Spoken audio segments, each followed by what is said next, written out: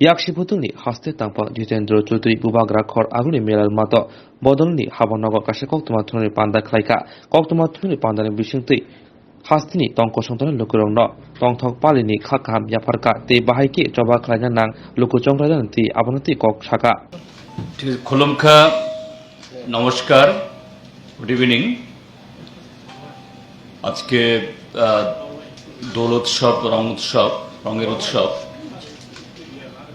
এই উপলক্ষেও আপনাদের মাধ্যমে আমি আমাদের পার্টির পক্ষ থেকে আমার নিজের পক্ষ থেকে ত্রিপুরা রাজ্যের সমস্ত অংশ মানুষের কাছে প্রীতি এবং শুভেচ্ছা জ্ঞাপন করছি।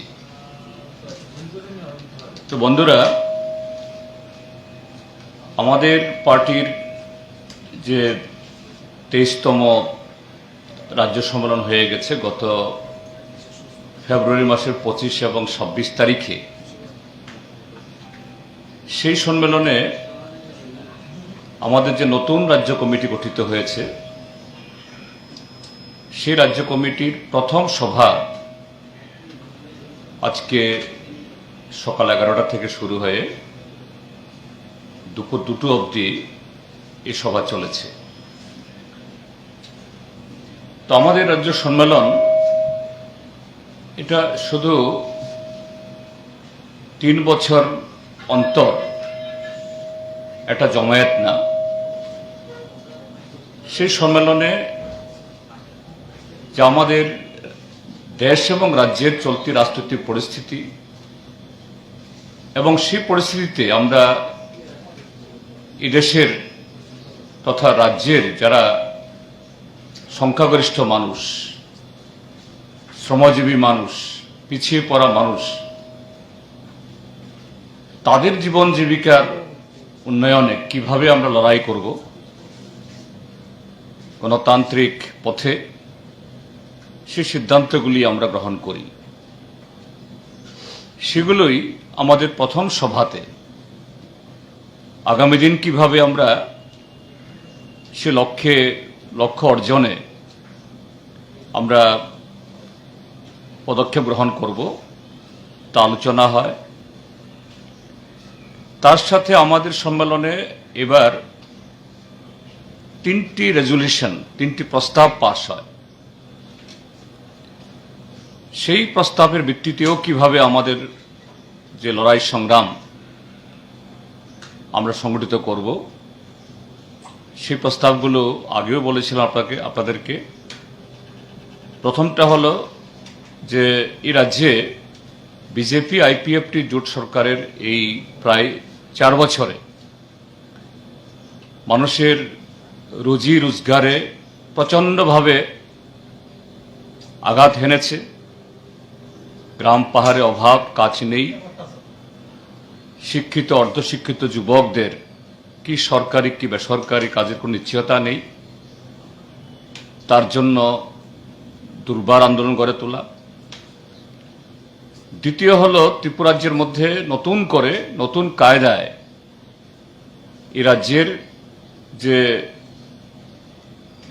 আমাদের শতাব্দী প্রাচীন আমাদের যে পরম্পরা, ঐতিহ্য, সম্প্রীতির, এটাকে ভাঙার জন্য একটা নতুন খেলা শুরু হয়েছে।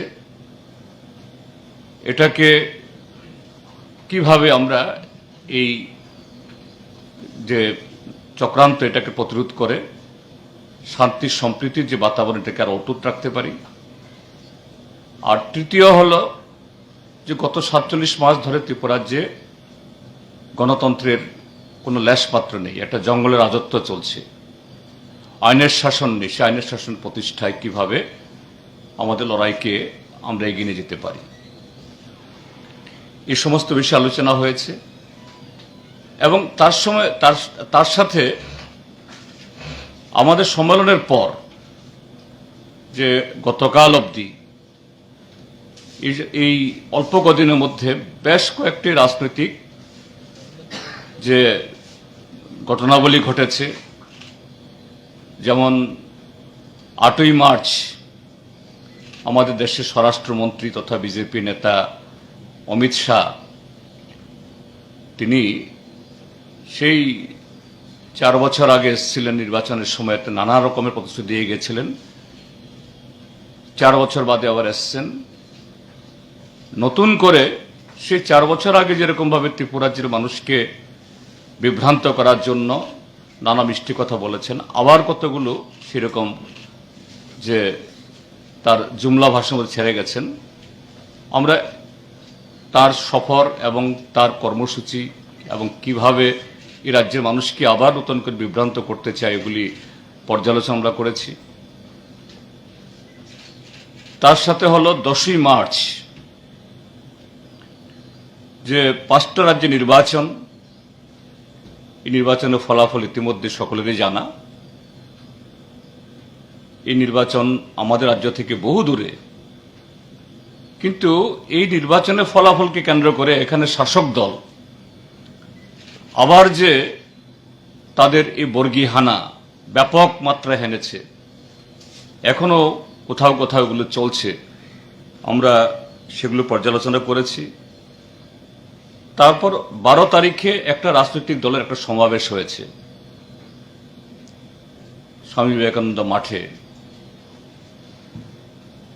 তাদের অধিকার আছে, তাদের কর্মসূচি তারা করবেনই, কিন্তু তারা মাঠে যে কথাটা বলছেন ময়দানে, অর্থাৎ এই এডিসি এলাকা, যে এলাকা থেকে লোকদেরকে এনেছেন,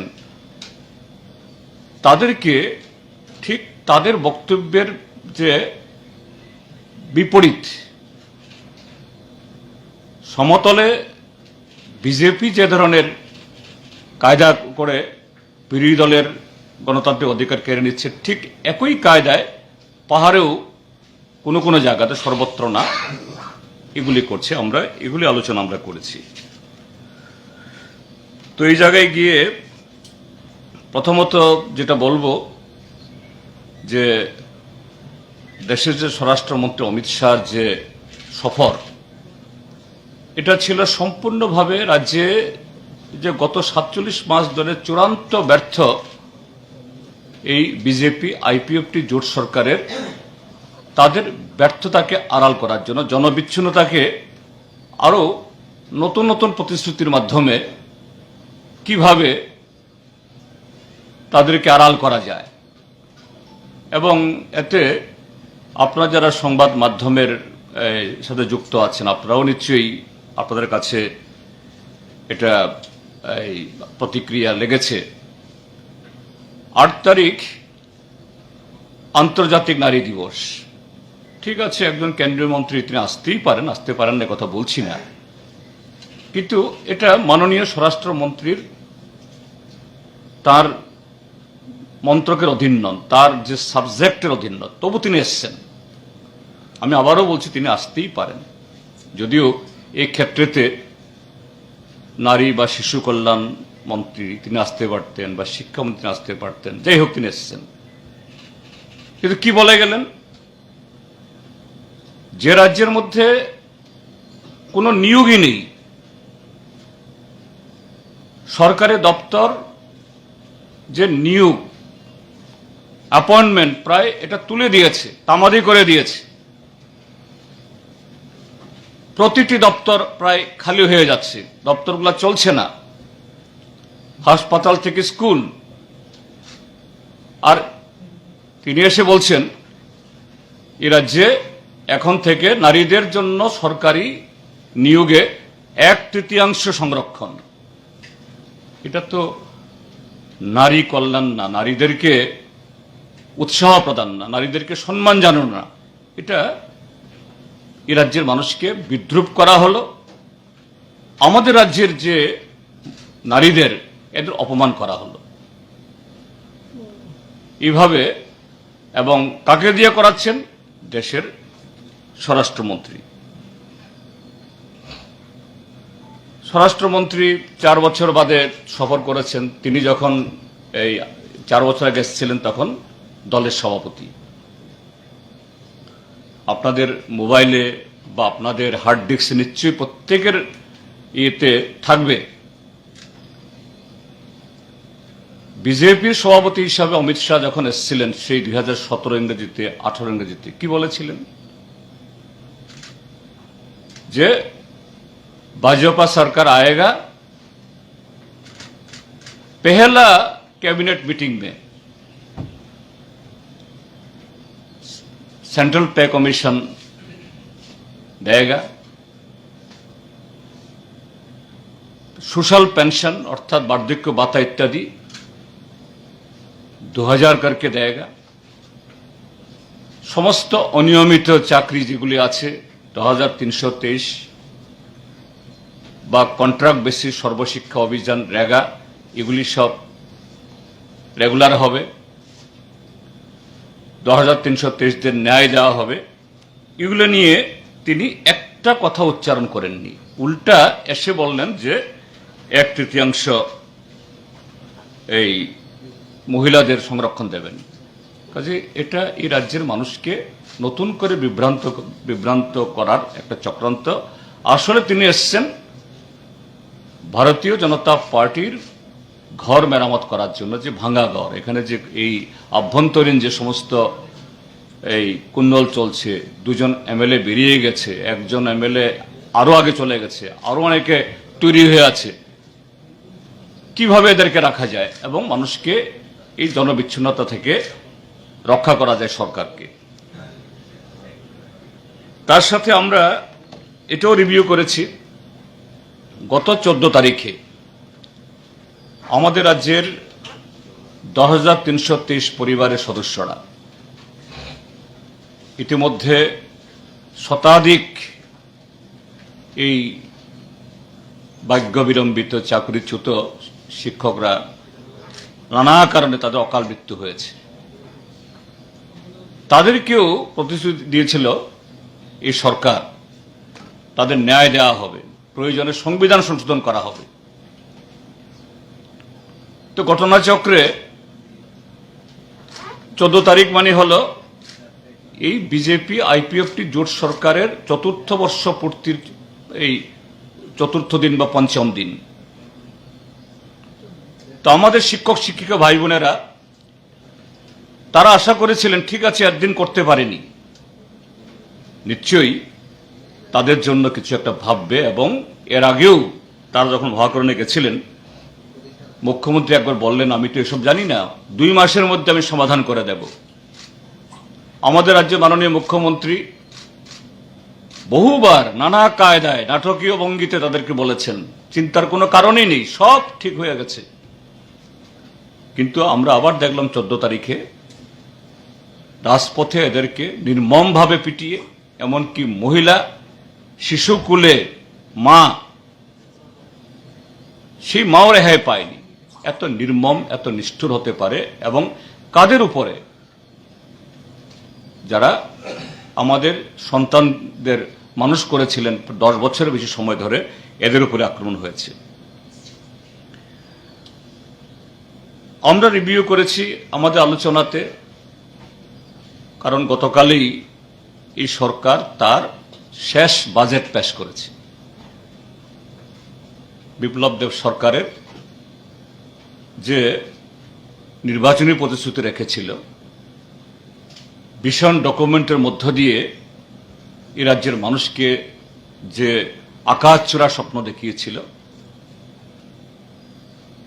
1 বছর গেছে, 2 বছর গেছে, 3 বছর গেছে, 4 বছর গেছে, অনেকেই অপেক্ষা করছিলেন যে না শেষ বছরে নিশ্চয়ই তারা কিছু করবেন, একদিন করতে না পারলেও। এবং আপনারা লক্ষ্য করছেন যে মোদী সরকার, তাদের এই সরকারের এই যে ব্যর্থতা, এটা ঢাকার জন্য এবং আগামী দিন তো মানুষকে সামনে দাঁড়াতে হবে। পত্রপত্রিকায় উঠেছে, আপনাদের পত্রিকাতেও, যে এই অঞ্চলের প্রত্যেক রাজ্যে মাসে 15 জন করে মন্ত্রী আসবেন, ভারত সরকারের তথা জনগণের টাকা, ট্যাক্সের টাকা খরচ করে। তো তাদেরই আনাগোনা এই সমস্ত দেখে বিদগ্ধ মানুষ যারা, ভারতীয় জনতা পার্টির সম্পর্কে যাদের অভিজ্ঞতা আছে, অন্য রাজ্যে তারা কিভাবে এইভাবেই জুমলাগিরি করেন, তারা হয়তো এরকম ভাবেননি। কিন্তু কিছু মানুষ এখনো যাদেরকে এরকমভাবে এই প্রতারিত করে এই বিজেপিতে ভোট দেওয়ার ব্যবস্থা করানো হয়েছিল বা বিজেপিকে এনেছিলেন যে না কিছু একটা করবেন, দেখি 25 বছরের বামফ্রন্ট সরকারকে পরিবর্তন করে, যে মানুষ আশা করেছিলেন এই বাজেটে বোধহয় কিছু একটা করে দেখাবে নির্বাচনের বছরে, কিন্তু কি করলো? সম্পূর্ণ একটা অগুছালু, দিশাহীন এবং একটার সাথে একটার কোনো সামঞ্জস্য নেই, আয়ের সাথে ব্যয়ের সামঞ্জস্য নেই। দেখিয়েছে একটা অঙ্ক 29,000 কোটি টাকার না কত টাকার বাজেট, কিন্তু কিভাবে আসবে, কিভাবে রিয়ালাইজ হবে? বাজেট করলে তো হলো না, অর্থ বছর শেষে সে অর্থ উঠে আসতে হবে, এটা বন্টন করতে হবে এবং এটা ব্যয় হবে, এটা কোনো প্রকল্পের রূপায়িত হবে।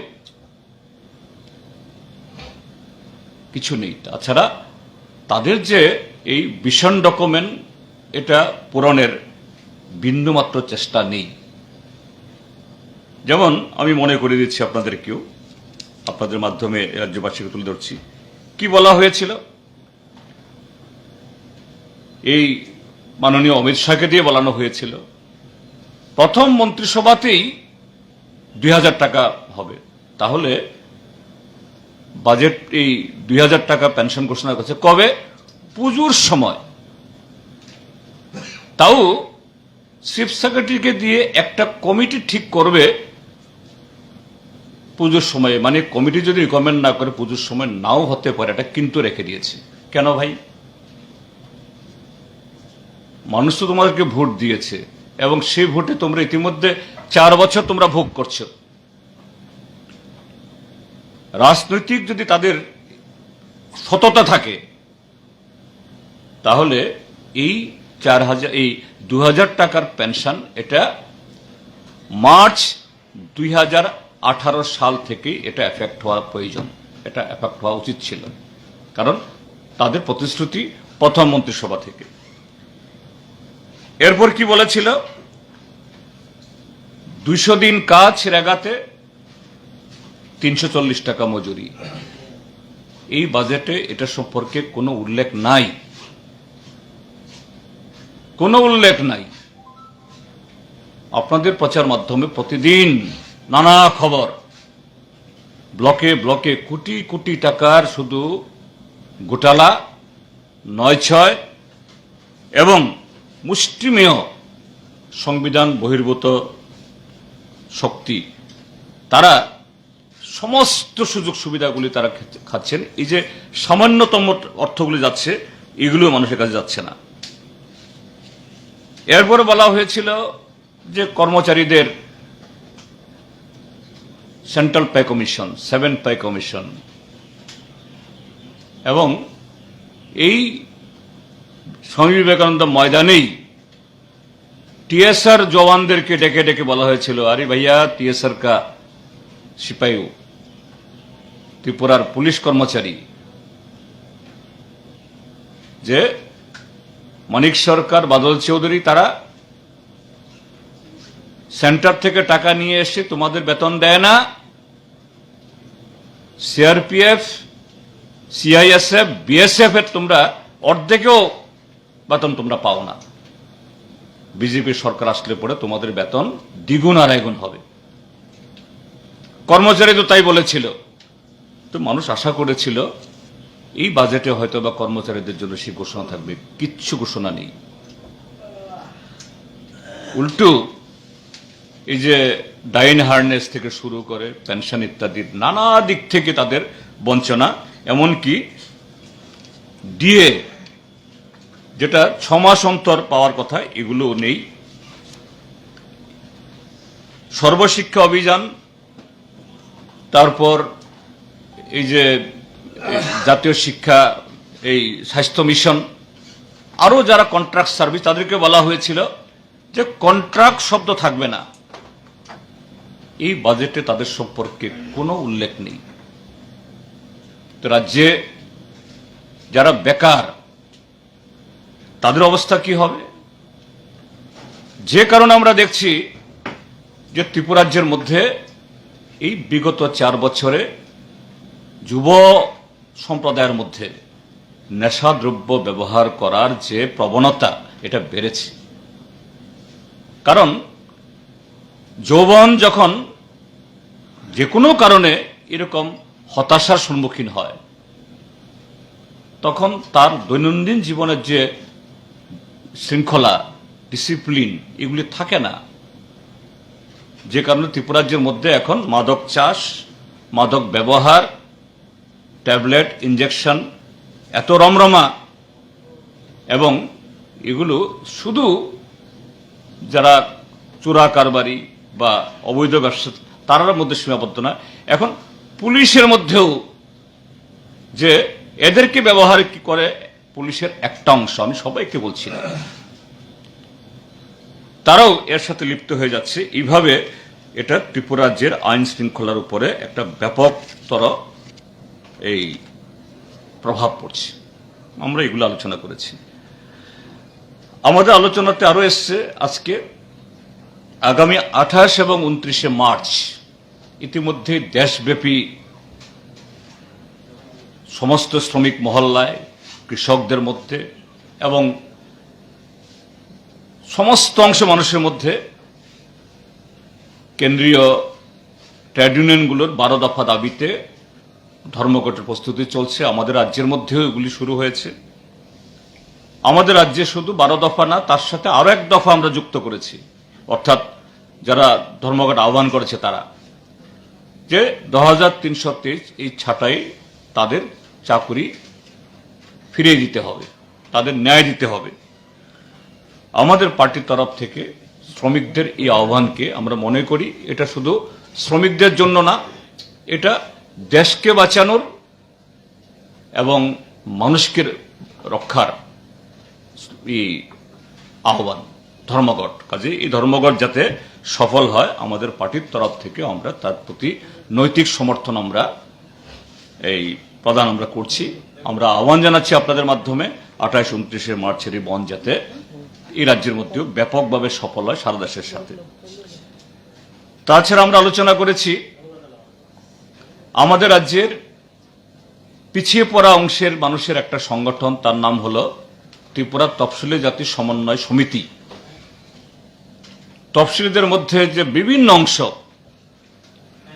তাদের একটা গণতান্ত্রিক সংগঠন বা প্ল্যাটফর্ম। তারা আগামী 2 এপ্রিল তারা আগরতলা শহরে একটা জমায়েত ডেকেছে, এবং এই জমায়েতকে তারা বলেছে যে বিপ্লব দেব সরকারের বিরুদ্ধে চার্জশিট প্রদানের র্যালি। অর্থাৎ তফসিলি জনগণের প্রতি 4 বছর আগের ভোটে যে সমস্ত প্রতিশ্রুতি দিয়েছিল এগুলো কিচ্ছু পালন করেনি। আজকে তাদের জীবনে চরম হতাশা। অন্যান্যদের সাথে আমাদের পার্টির তরফ থেকে রাজ্য কমিটি এটাকেও আমরা সংহতি জানাচ্ছি যে এটাও যেন এই সফল হয়। আর তার সাথে যে 3টা রেজুলেশন বললাম যে পার্টির সম্মেলনে আমরা গ্রহণ করেছি, এগুলোর উপরও যে আমরা এই রাজ্য কমিটির একদম প্রথম দিন থেকেই এগুলি কার্যকর করার জন্য, অর্থাৎ রাজ্যে গণতন্ত্র পুনরুদ্ধার, আইনের শাসন ফেরানো, মানুষের কাজ কর্ম এবং শান্তি স্থাপনের জন্য আমাদের লড়াই সংগঠিত করার সেই সিদ্ধান্ত আমরা গ্রহণ করেছি। এই হলো মোটামুটি ভাবে যে কটা বিষয়ে আমরা আলোচনা করেছি আজকে। এটা আপনাদেরকে জানালাম। যদি আপনাদের কোনো জানবার থাকে জিজ্ঞেস করতে পারেন।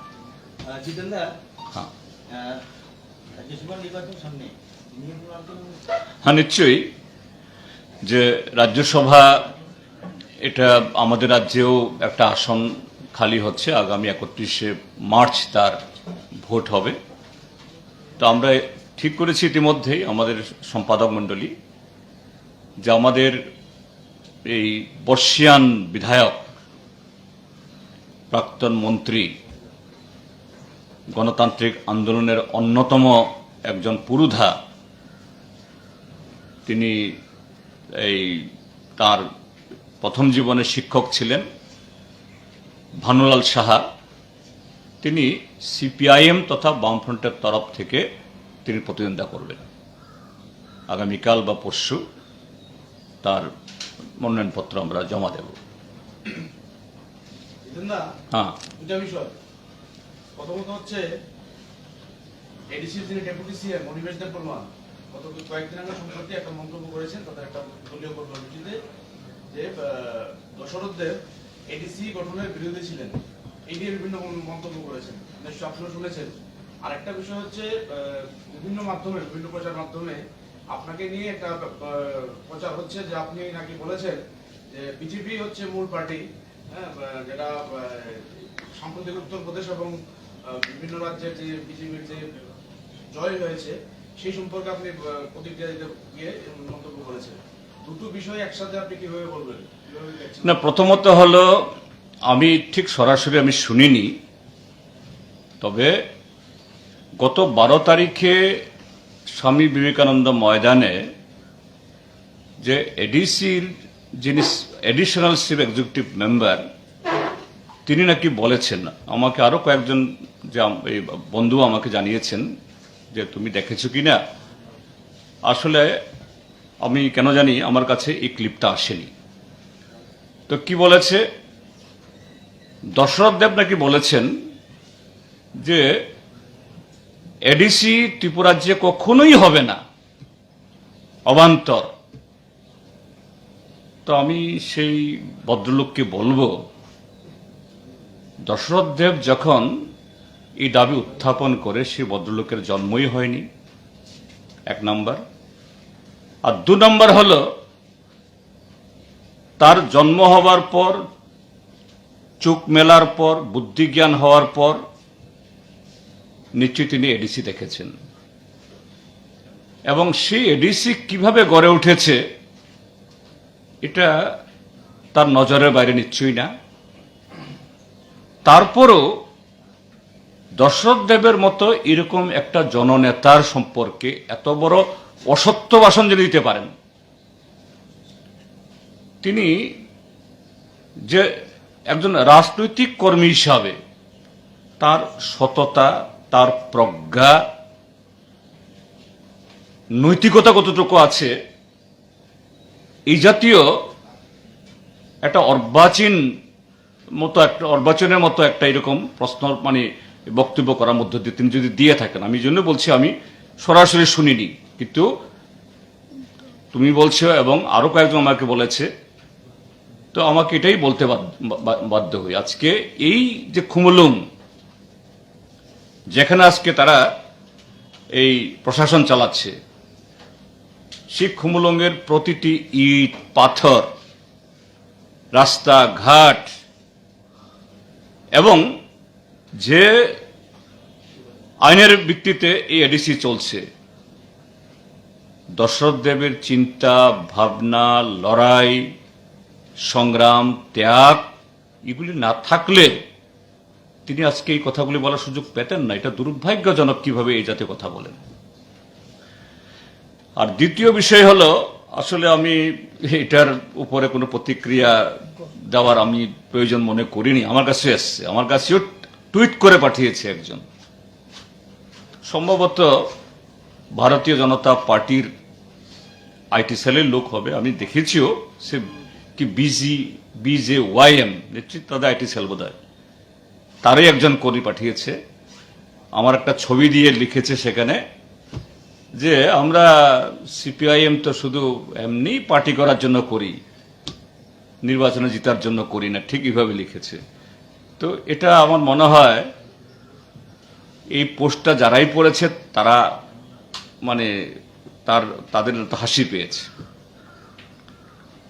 সিপিআইএমই হলো সারা দেশের মধ্যে ভারতীয় জনতা পার্টির সবচেয়ে বড় সমালোচক এবং ভারতীয় জনতা পার্টির যাবতীয় জনবিরোধী, সংবিধান বিরোধী, গণতন্ত্র বিরোধী কার্যকলাপের সবচেয়ে বড় যে এর কি বলে যারা প্রতিবাদ যারা করে এবং এর বিরুদ্ধে লড়াই করে। আমাদের হয়তো বা সেই তত সংখ্যক সাংসদ থাকতে না পারে, নাও থাকতে পারে, এমএলএ নাও থাকতে পারে, কিন্তু আরএসএস বিজেপির এই যে সংবিধান বিরোধী, আমাদের স্বাধীনতার স্বপ্ন বিরোধী, আজকে দেশকে যে গাড্ডায় নিয়ে যাচ্ছে তার বিরুদ্ধে যদি কেউ সোচ্চার হয়ে থাকে এক নম্বরে আমরা সিপিআইএম। কাজে তাদের তরফ থেকে এরকম যে কাদা ছোড়া এটা হতেই পারে, আমি এটাকে ঠিক সেরকম ভাবে গুরুত্ব আমি দিই না। Anything else? একটা প্রশ্ন হচ্ছে, ভারতবর্ষের মধ্যে এই সময় দাঁড়িয়ে সবচেয়ে চর্চিত যে সিনেমা দ্য কাশ্মীর ফাইলস, দেশের প্রধানমন্ত্রী এই বিষয় নিয়ে তিনিও বলেছেন, আমাদের রাজ্যে দেখা গেছে যারা মন্ত্রিসভার সদস্যরা সকলেই এই সিনেমা দেখতে গেছে, এই বিষয়টা নিয়ে আপনি কি বলবেন? আমি দেখিনি, তবে কিছু সমালোচনা, কিছু পোস্ট দেখেছি। তো একটা কেন্দ্রীয় সরকার এবং বিশেষ করে সে সরকার যারা পরিচালনা করছেন সে রাজনৈতিক দল, তারা সরকারিভাবেও এবং রাজনৈতিকভাবেও একটা সিনেমা যখন এরকম ভাবে প্রজেক্ট করছে, তার ভিতরে একটা রাজনৈতিক দূরভিসন্ধি তো আছে পরিষ্কার। কাশ্মীর ফাইলস এই যে সিনেমা, আমি আবারও বলছি আমি বিশদ দেখিনি, কিন্তু কিছু কিছু এরকম এর উপরে যে সমালোচনাগুলো আমি দেখেছি। কেন কাশ্মীর ফাইলস এবং এই যে কিরণ খের বিজেপির এমপি মহোদয়া, তার স্বামী অনুপম খের, হ্যাঁ তিনি একজন বলিউডের শিল্পী হিসাবে ভালো শিল্পী, গুণী শিল্পী, আমিও তার একজন কি বলে অ্যাডমায়ারার, অর্থাৎ শিল্পী হিসাবে আমি পছন্দ করি। কিন্তু একজন কট্টর হিন্দুত্ববাদী, কট্টর যে সংখ্যালঘু বিরোধী, কট্টর আরএসএস এর লোক, সে তার অভিনয় আলাদা। অভিনেতা কিরণ খেরকে আমিও অনুপম খেরকে আমিও পছন্দ করি, কিন্তু তার যে সমস্ত রাজনৈতিক বক্তব্য, এটা সম্পূর্ণভাবে আমাদের দেশের যে গণতান্ত্রিক কাঠামো, ধর্মনিরপেক্ষ যে আমাদের ঐতিহ্য, এটার বিরোধী। এই অনুপম খেরকে দিয়ে এই কাশ্মীর ফাইলস, আরো কিছু লোক আছে তার সাথে করিয়েছে। কেন? যে ৩৭০ ধারা এবং ৩৫ ক ধারা, এটাকে ভেঙে নরেন্দ্র মোদী বিজেপিরা যে অপরাধ করেছে, যে অপরাধের দত্ত তাদেরকে প্রতিনিয়ত এদেরকে এই পিছু করছে, আসলে সেই অপরাধ ঢাকার জন্য এই দেশের মানুষকে মগজ দোলাই করার জন্য এই কাশ্মীর ফাইলস, অন্য কিছু না। আমি এটুকুই বলবো। আবার এটা দেখার সুযোগ হওয়ার পর নিশ্চয়ই, কারণ দেখতে হবে কাশ্মীর ফাইলস যখন করেছে, এটা সুদূর প্রসারী লক্ষ্য নিয়ে এরা করেছে এগুলো। কাজেই আমি প্রাথমিকভাবে এই কথাটাই বলবো যে এটা বিজেপির যে অপরাধবোধ, এর থেকে এটাকে তারা করেছে। আর কেউ? কত বছর মানে রাজ্যের সামলিয়েছিলেন? তিনি কত বছর রাজ্যের মন্ত্রী ছিলেন? অর্থ দপ্তর কত বছর ছিল? তিনি অর্থমন্ত্রী ছিলেন, যে 5 বছর তো পুরো ছিলেন না। এই যে বাদল চৌধুরীকে অসুস্থ হয়ে যাওয়ার পর যখন দপ্তর হয়, আমার মনে হয় 2000 অর্থাৎ 7ম বামফ্রন্ট সরকারের সময়ে বছর 3 বোধহয় ছিলেন তিনি। বর্তমান বয়সটা কত? ওনার বয়স এখন প্রায় 75-এর কাছাকাছি, 75। সিপিএম রাজ্য কমিটির সদস্য। হ্যাঁ, সিপিএম রাজ্য কমিটির সদস্য এবং খ্যাতমজুর ইউনিয়ন, একটা গুরুত্বপূর্ণ গণসংগঠনের দীর্ঘদিনের তিনি রাজ্যের সভাপতি ছিলেন।